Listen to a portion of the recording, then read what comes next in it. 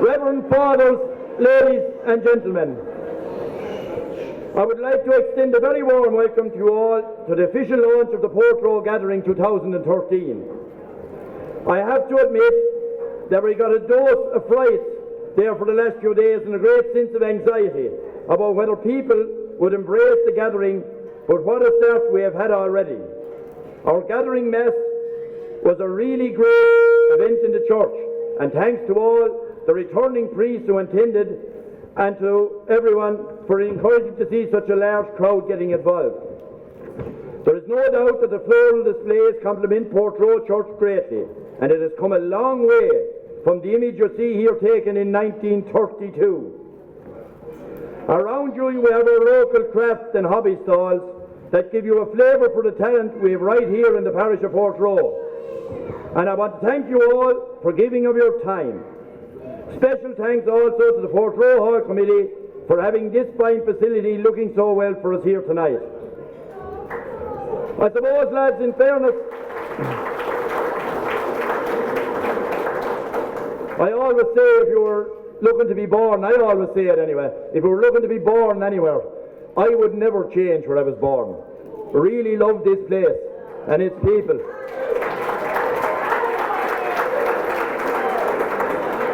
And anytime anything is organised in this parish, there's something to be done, there'll always someone put their head above the parapet. And if you put your head above the parapet, someone will always follow you. And over the last, I suppose, few months, when Alan embraced the gathering for Port and Anthony took on the role as chairman, and it started with a few, but it really blossomed there in the last few months. And it really brought home to me what Portroe means and what it means to its people. And there's people all over the world, I suppose, tonight, sort of thinking what we're doing here, I suppose. I have a daughter myself in Australia, and I suppose everyone has someone somewhere that would love to be here with us. And the other thing I was thinking about today, all the people that are above looking down on us, I'd have a lint to my two arms if I was to go into it, that had loved to be here with us tonight. So I suppose we're the lucky ones. We're alive to see it. It's a great night for Port. And I suppose over the next few days we're going to have a few great days. Mother Nature looks like she's shining on us. The sun is going to shine. And we're really looking forward to going up to the Millennium Cross and walking the village tomorrow evening and porting again the quarries this Sunday. We'll all be in bandages by Monday, I'd say. So without further ado, we have a small presentation to make to our priests now. The 9 priests. Isn't the whole pile. I suppose it was absolutely marvellous that they gave it their time to come down here. I think in the modern times, you know what I mean, the priests got enough bad publicity and there was enough spoken about that. All my life I've been involved with priests and it has been a great pleasure. And most of them men, I either served for them or I met them or we had good times together. So it gives me great pleasure now. Shawnee is going to make the presentation. The one thing I will say, I suppose, I'm sorry Lily if you're there now, but Shawnee I think sort of half missed his vocation, didn't he? I thought he would have made a great priest actually. But that's for another day.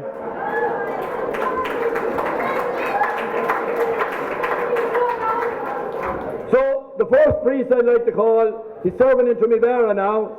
He was the second curate. I remember they spoke about Father Tracy, and then Father Maloney came, and then Father Willie came. And he was a young priest and was great for the youth. He was great. He was talking to Seamus Malampi there. The youth club thrived when he was here. He had a great input into the parish while he was here. Father Willie McCormack.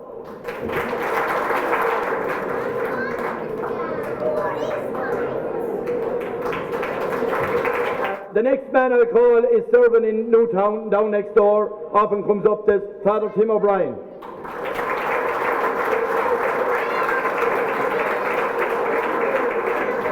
Father Tim is gone. All right.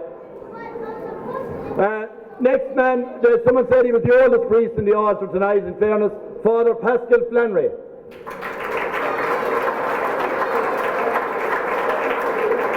All right. The next man, he's serving in the mines now. I met him on the bank in Éina one day, and Pleasantry's got a bit tough for a while, that's all part and parcel of the game. I have to say, he arrived the year Daddy died, and he was such an influence in our house. And I found out very early how competitive he was. We would play Ludo, and God nor man wouldn't beat him at Ludo, lads. He'd often have to wait 2 hours for the dinner to be served while the Ludo game was finished. Father Brendan Maloney.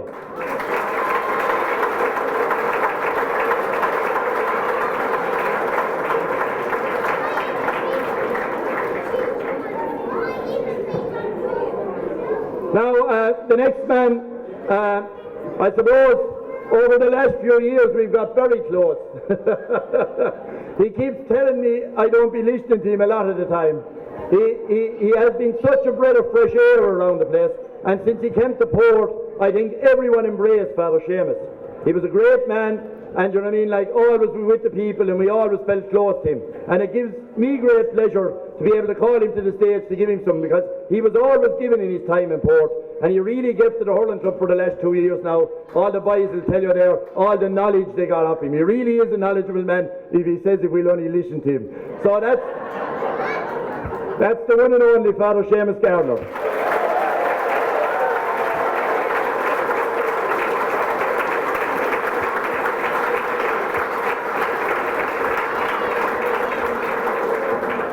And last but not least is our new man, Father Pat. Myself and Shawnee have been involved with Father Pat Hoodbit for the last few months, organising the Mass and that. And I really got an awful shock one night when he brought out the baptism book. And we were looking at the priests that were down the parish, and God says, Father, look at 1959 there, you see, so fair enough, John Sheedy, Mother Bridget, Father John. So then Shawnee, being the good man there, God, he says, look at 1952. So we scoured the book from front to last, no sign of Shawnee. So we're wondering we might have to have a special ceremony someday to baptize him.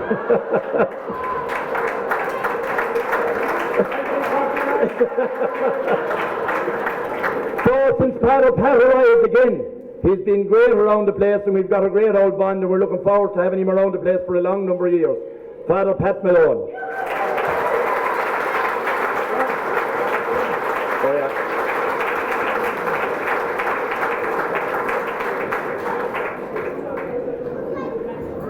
All right, Pat. And the last man, I suppose, I left him to last because he really is one of our own, you know what I mean? Like, and it's great, he often comes around the place.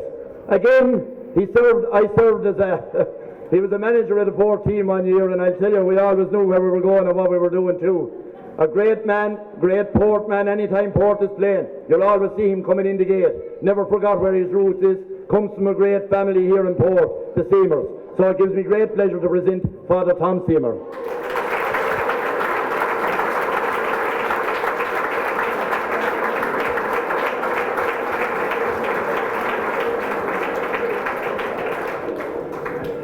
So my last job before I hand you over, Andy, now I know we don't want to keep you all night. I just want to thank the committee. Anthony says, you know what I mean, in fairness, the group was small and we started out, but we never really faltered. So I wrote them down here. I hope I haven't anyone left out. A special word for our good old pal Tony. Under a small bit of pressure at the moment. He was a leading light in the first few months we were here and was really looking forward to this. All our thoughts are with Tony, and we hope wherever that he comes out and is as good as ever.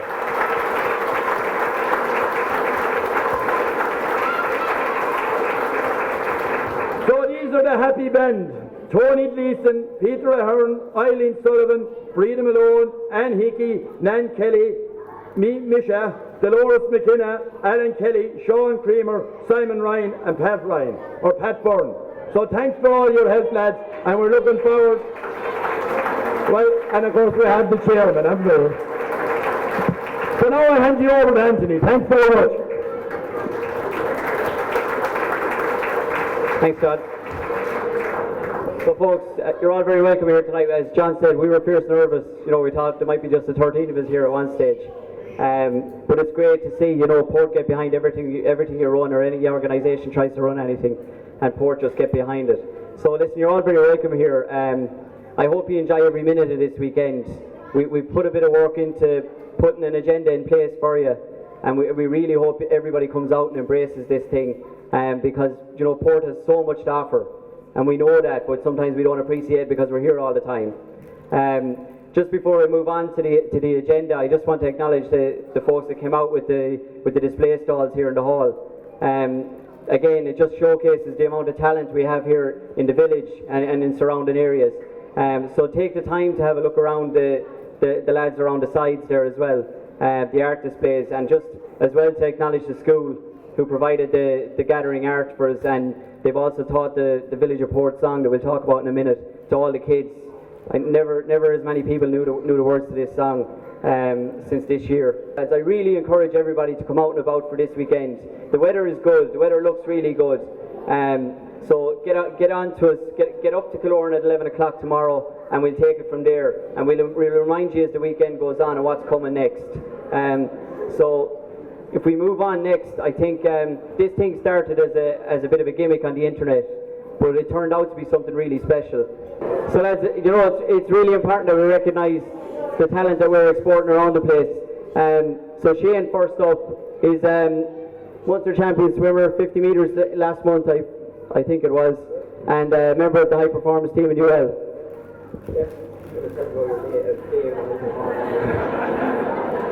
Evening everybody.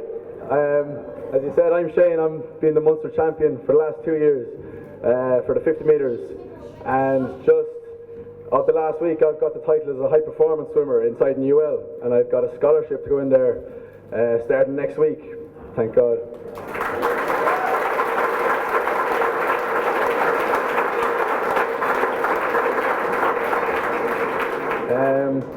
A day in the life of a swimmer.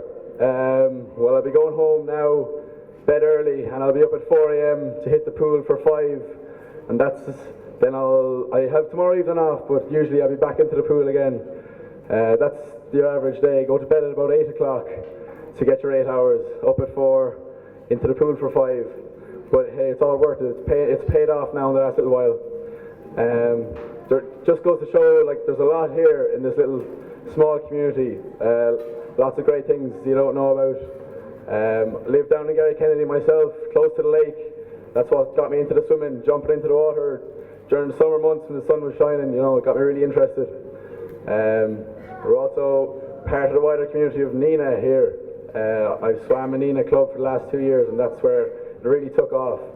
And hey, all the hard work now swimming, it's all paid off in the last little while. That's it. Thanks very much.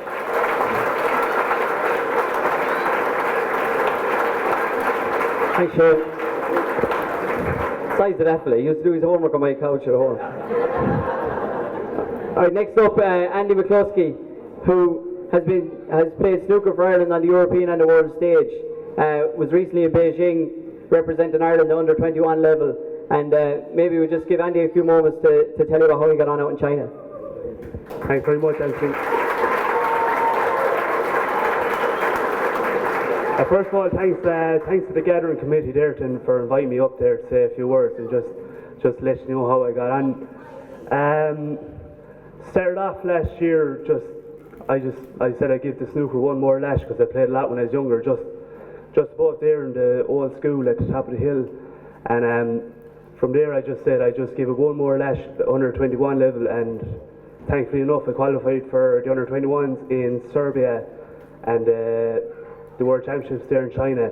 So for me that was a great achievement, and if it wasn't for the community getting behind me financially and just seeing how I was getting on here and there, it really helped, and I just like to thank everyone for that. If it wasn't for all the people here, that I wouldn't have got a chance to go and experience all that. So thanks very much.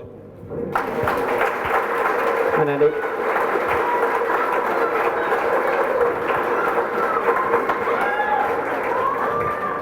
And next up is Michael Quilligan, a champion sprinter, hurdler, national championships won, and this summer represented Ireland in Santry.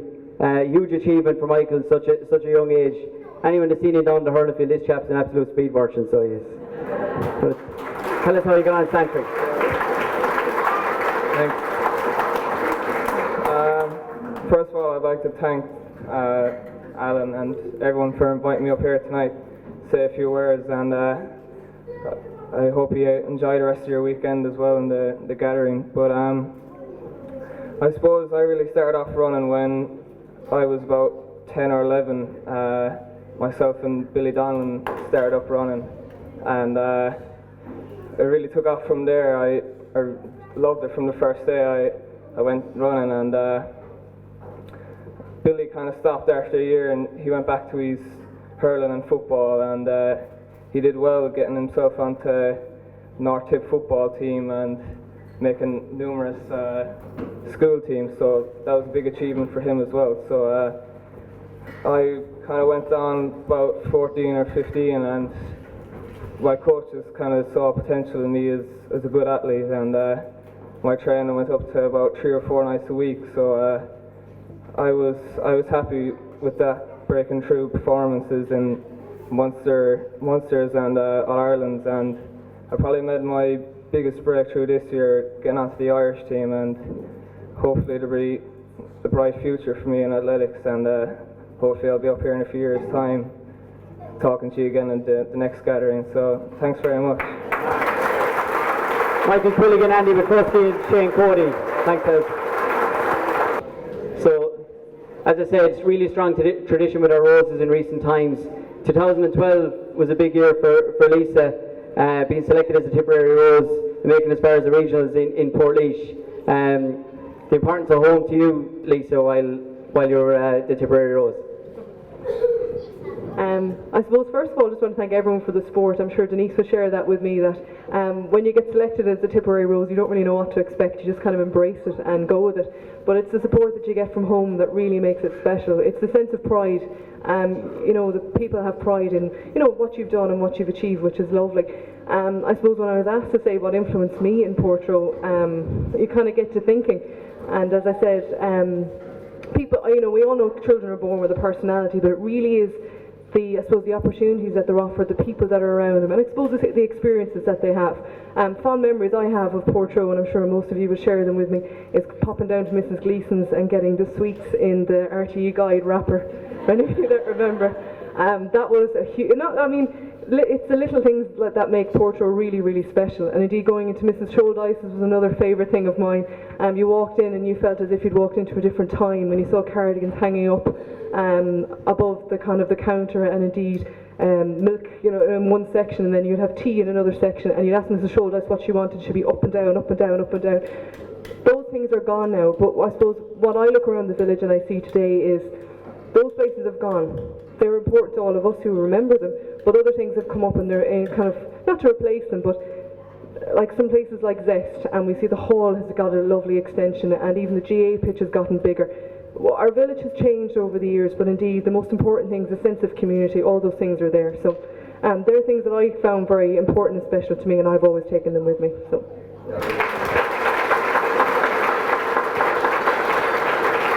Thanks, Steve. Better not knock that. So Denise, 2009 was a massive year for you. Not so long ago. So to be selected as a Tipperary Rose as well, to make it through regionals and into, not to sound like Lee or anything like that, but to make it into the Dome in 2009 must have been a huge sense of pride for yourself. Well, firstly I'll start off by saying I'm Denise Shouldice. I was born and raised here in Portroe, and I'm very proud to say that. And like Lisa here, we represented Tipperary in the Rose of Tralee International Festival. While we represented Tipperary, we very much represented the parish here in Portroe.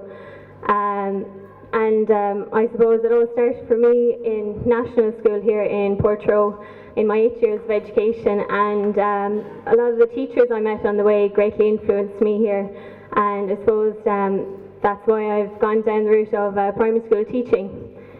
So a lot of family, friends and neighbours here have greatly influenced me and probably made me the person that I am today. And I suppose, like Lisa, looking back on a few memories, one of the things that stood out for me about Portroe is that it's a safe place for children to grow up in. It was and it still is, and I have great memories of cycling around the village, whether it be up to Willie McLaughlin's for Mr. Freeze, down to Castlock, or up to the pitch for camogie training.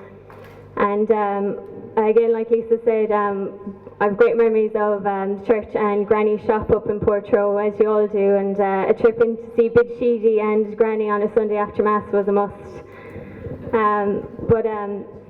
One of the main things that stand out for me about Portroe is its sense of community spirit. We can see this in the good times and the bad times. In the good times through our GA successes, like North Final last year, and our bad times when we sadly lose members of our community. So I'd like to say that is probably one of the nicest thing about Portroe is our community spirit and how we all support each other in times of need. I know there's lots of people missing this weekend, as mentioned, but I'd just like to say that we're not forgetting you and we're always thinking about you. And I suppose I'll wrap it up there now, but so I just want to say thanks for having me up. I feel very honoured and just delighted to be from Portroe, and I wish you the best of luck with the rest of the weekend's festivities.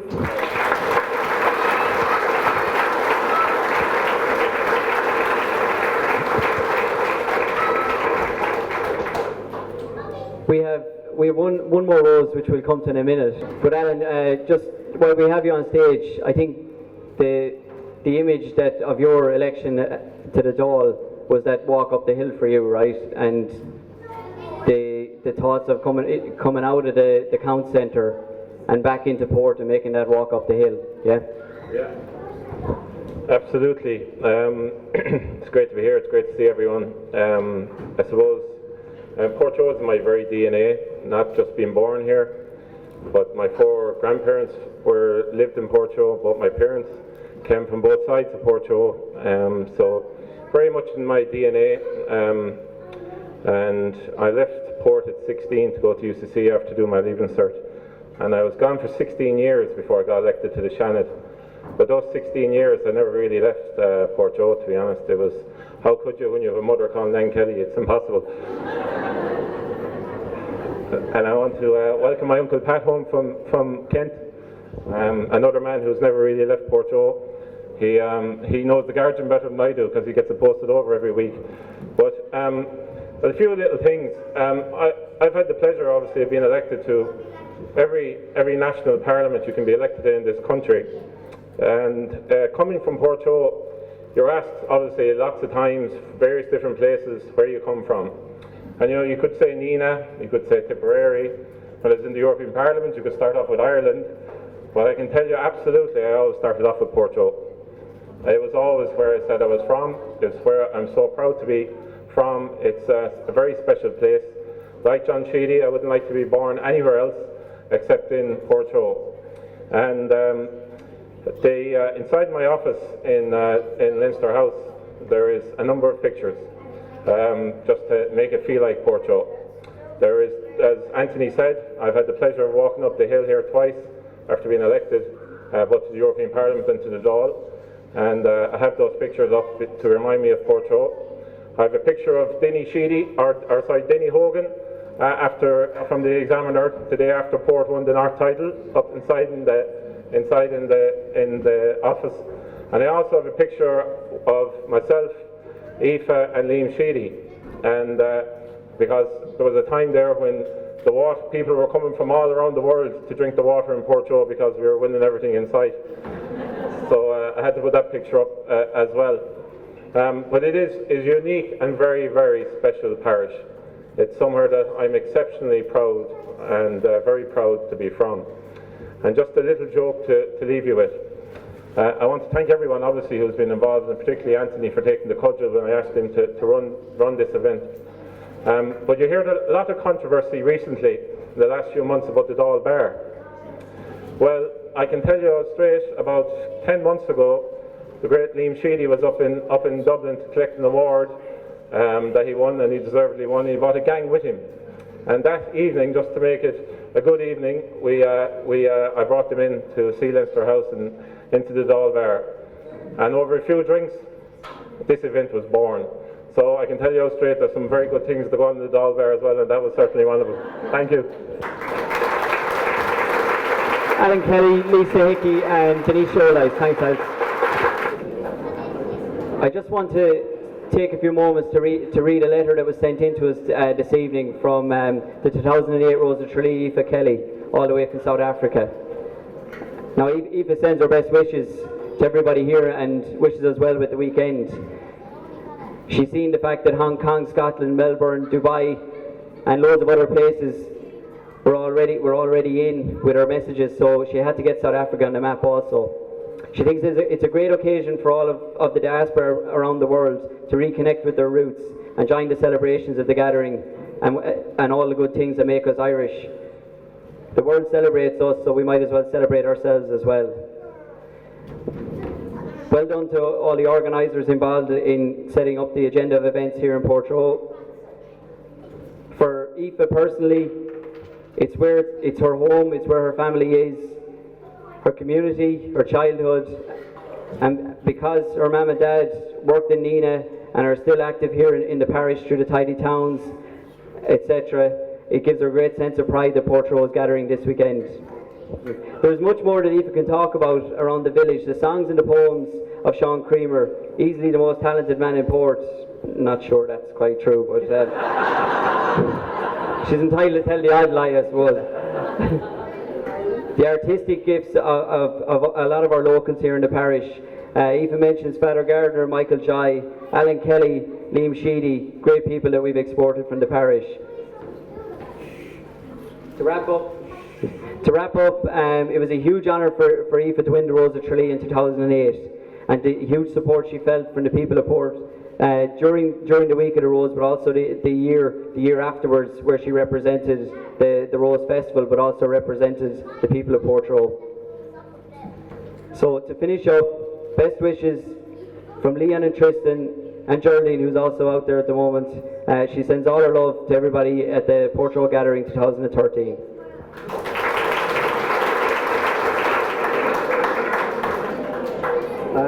Thanks, John. Yeah, I suppose, look, it's all been covered. I think it's been a fantastic start to the weekend in Portroe. In fairness to the committee, Anthony's committee, they deserve huge credit. Typical, I suppose, for a lot of us, and I'd be the biggest sinner in this regard. I just show up to these events and everything is organised. So, to Anthony and the folks, I think we've had a fabulous start. I think, obviously, having the priest back is fantastic, and as I said, it's set up for a lovely weekend here. And John is right, I guess. When you think back, I suppose, all the years ago, like, there's a lot of kids come out of Limerick Hospital or wherever they go to be born, and they wonder what they're going back to or where they're going. I think we're very lucky in Portroe, because when we get into the back of the car in the cot and we're brought out to a very special place. And maybe over the years, maybe sometimes you can take that for granted, but I certainly don't. I think they talk about the little village. So look, we are little in size, but in many ways we're big in stature, and I suppose most importantly of all, we're big in heart. And I don't know what it is about the character in Portroe, but like, there's just something here that bites at you, and it's just different, and it's hard to explain. But I always talk about character, and I think there's something about the parish that just forces you to bring the best out of yourself. And like, when you look at the array of people that's been on the stage, and Aoife winning the Rose, and all the wonderful things that has happened in this parish, there's just something, as I said, deeply ingrained in anyone that's in this village to bring the best out of themselves. And like, there's a huge amount of kids here, and like, there'll be gatherings up and down the country, all over Ireland during the year of 2013. But I'm not so sure many of them will be able to sit here and attend events like tonight, where you've seen such success. And I think we're all very, very privileged. I certainly feel privileged, and I suppose I was lucky enough to man the sideline in the county and bring back Lee McCarthy here, and just the whole atmosphere down in Portroe. I mean, if someone says to me, what, in all your time, what was the big standout moment? Portroe, Thursday night after we won the All-Ireland. That was it. It's just this parish, and as I said, it is unique. And we always talk about coming up the hill, and John always drills it home to us about coming up the hill. And back in 1990 when we won the intermediate, but even last year winning the North final, and just to see the way the parish, I mean, it's not as if there's some people look after hurling, and some people look after soccer, and some people look after rugby, and there's all different organisations working in different angles. And like, reality is that's what happens. We don't have that in Portroe. You know, it's sort of one in, all in mentality, you know, and that's the way it is around here. And I think it's very, very special, and, you know, it just touches so many hearts. And I got a chance to go far and meet, you know, various people with Lee McCarthy, and every one of them would talk about Portroe, how are things in Portroe, what it means and what the village means to them. And you know, people will probably have to go from this village over time, but I think the board brings it all back home to us, how much it still etches them, you know. And Eve O'Brien said there's not a day goes by that she doesn't think about Portroe. So I think we're very, very lucky, as I said, in what we have here. And as I said, everyone just comes on board. I mean, I walked down, I was one of the first in tonight, and there was a array of people inside making sandwiches. I think Pat Short could make a cereal in here if he came in. He'd easily make a good killing a scully should we change to pork curry or something like that. I think he'd definitely have a programme to share here. But as I said, I feel very privileged to be up here on the stage tonight. I will never forget what this parish has done for me personally throughout my years. And so John mentioned it earlier on about the gathering we're having here, and I just encourage everyone to have a fantastic weekend. It is special, and there's probably a gathering up overhead us as well. And I'd say there's a fair party going on there, I would imagine. They'll be probably asking Christy and a few of the wise old heads to do the driving tonight, because Jim Madden will be in the back of the car, and I'd say himself and Jimmy have a bit of catching up to do. So poor Grizzly and some of the boys, I'd say they're going to be under pressure later on tonight. But no, as I said, you know, that's the thing. You know, I think if they have a Portroe in heaven, they're very, very lucky, because we have a special Portroe here. Thank you. Our Liam Sheedy, ladies and gentlemen. I think when Liam talks about 2008 to 2010 and that time that we all enjoyed so much, I think two things stick out for me. One was in 2008 when when he came on as a sub for Brendan Cummins, and Brendan was after getting a belt in the head, and everyone was very concerned about him going off. But the half of the arena stand in Semper Stadium erupted because our lad was coming on, like, you know. But and the other thing that really sticks in my head is that day in September 2010 when the picture went up on the big screen of Liam, Mike Ryan and Eamon O'Shea, and Liam was in the middle, and we were as far as we were concerned, we were the centre of the earth at that moment. You know, it was fantastic. So the other things I just want to hit on before we finish up, lads, I really want to thank our sponsors who have made this event possible for us, and without them we really couldn't do it. So externally to the parish, the Gathering Ireland and IPB Insurance, our main sponsors, have gotten behind us. They've provided us with some of the decor, and they've funded us and been a great support in the background to us since February of last year. Locally, and we'd be nothing without our local businesses. So in Gary Kennedy, Sis, Ryans and Larkins, I want to thank you very much for your support. I want to thank Killorn Slate Quarries for getting behind the gathering in a very big way. And locally here in the village, I want to extend a very special thanks to Seymour's Bar, to Spar Portroe and to Zest Bistro. They really make the village as well, you know, and again, huge supporters of the gathering. And in Nina, I want to extend a thanks to Aldi and to AES, who Pat Byrne brought on board very late this week to help us out with some things as well. So thanks very much for that.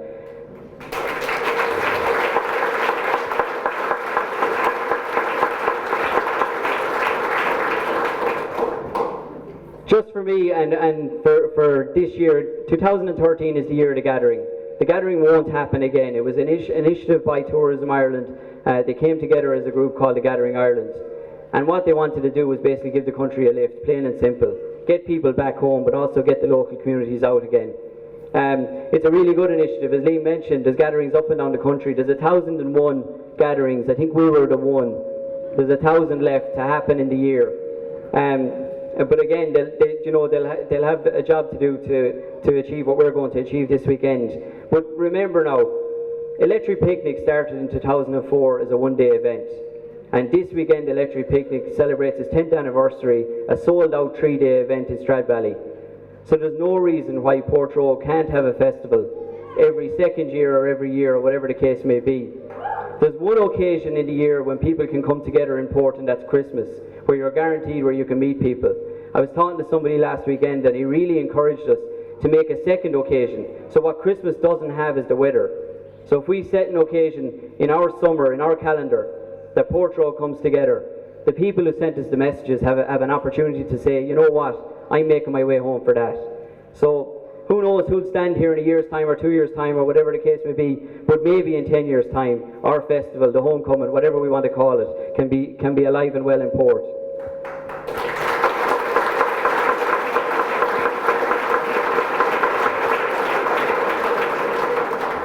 For me to wrap up, I just want to thank everybody for coming. I'm going to hand you back to John to wrap it up fully for us.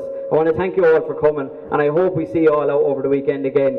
Really enjoy the agenda, take away the leaflets, and get out and about with us across the weekend. Thanks very much.